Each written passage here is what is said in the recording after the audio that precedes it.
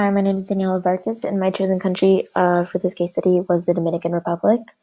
The title of my presentation is The Dominican Republic's Battle with Itself, because throughout all of my research, I found that currently the Dominican Republic is going through somewhat of an internal conflict to just kind of fight the historical precedents that have been in place before that I will be evaluating here.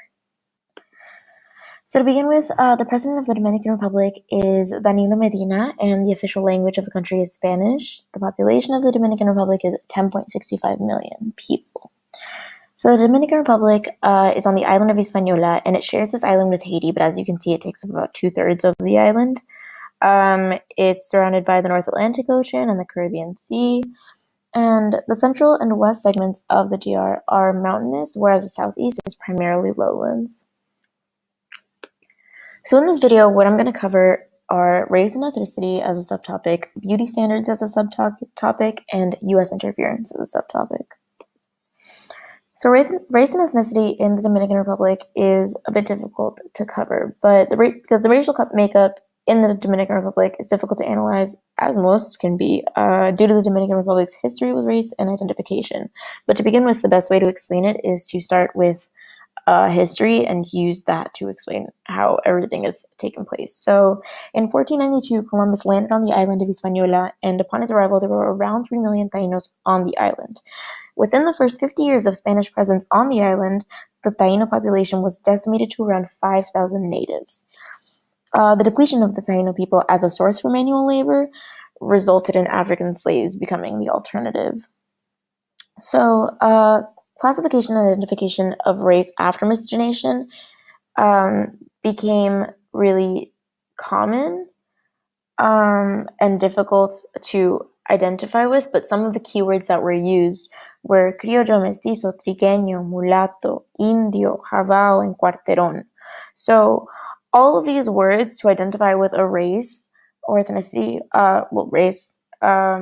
were meant to measure the purity of blood, and this essentially meant, purity of blood essentially meant how much of your blood is European. So how many of your ancestors are of European descent. So if you weren't European, the next best thing to be was Taino. So out of the three options, white European, Taino, and African on the island, the first two are the best alternatives, and identifying as Black or African or accepting African heritage is something that was looked down upon in the past in the Dominican Republic. One component of the unwillingness to identify as Black was Enriquillo. So Enriquillo was a mentee of Bartolomé de las Casas, and he was a convert to Christianity. He led a 15-year war against the Spanish beginning in 1519, and in return for freedom and rights of possession, Enriquillo promised to return any runaway slaves who were increasingly of African descent. Enriquillo essentially became a model for Dominicans, and it's important to note that he was Indio, so Indian/Native, and directionalization would be Indian, but Native, and not Black. So, past this, another component of the unwillingness to identify as Black would be Rafael Leonidas Trujillo and Blanquismo. So Rafael Leonidas Trujillo was the dictator of the Dominican Republic, and Blanquismo was essentially just kind of his greater mission to make the Dominican Republic more European. So he actively attempted to mold the Dominican Republic into a European version of itself, and he allowed entrance to the DR of Jewish refugees fleeing Europe to lighten the race. And apart from that, and amongst other things that he did as well, he forced people to identify as either white or a variation of Taino on their national identity card. So what this means is that there is a complete erasure of identification as Black in the Dominican Republic. So even if people did identify as Black, that was not an option on their ID cards. And obviously over time, this could create not just negative sentiment towards being Black, but just a simple erasure of that ancestry. The census currently, the identification that I found for the current census was mulatto, white European, or Black African. So for beauty standards of the Dominican Republic, after colonization, the beauty ideals within the Dominican Republic had morphed into features of the colonizer. So that is to say that white European features were praised and often expected. Dominican people, but women in particular, are still held to European standards of beauty of their colonizers. So essentially what this means is that lighter skin is praised, as well as straight hair and lighter colored eyes, etc. So I actually personally was a bit shocked to find out that there are people who don't understand what skin bleaching is or how it works. So this product right here is one of the products I found on the recommended page of which skin bleachers are the best. Essentially what they're supposed to do is like lighten dark spots, but after time, they promise results of lightening skin, and they are catered to on their websites, darker skinned people.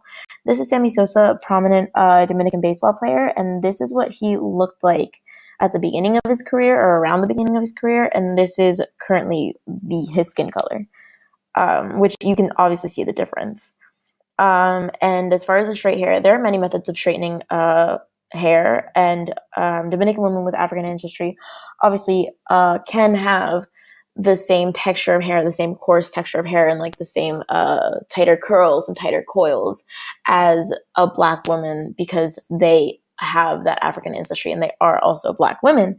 So to straighten it, they can use relaxers, straighteners, or just like a hair dryer, just as this woman is doing. But essentially, it's applying a lot of heat and really damaging the hair. So what these both have in common is that both beauty standards that I'm analyzing here are damaging to the skin or are damaging to the hair, but are damaging in general. But to achieve these beauty standards, people are going out of their way and on it and just really doing whatever it takes. Because not subscribing to these beauty standards can result in social shaming as well as exclusion from public and private spaces. And young women are taught that their natural hair looks unkempt and that straightening their hair will result in more opportunities. So yeah, in the Dominican Republic, I actually found that women can be sent home from work or school if their hair isn't essentially up to the code of the organization. So U.S.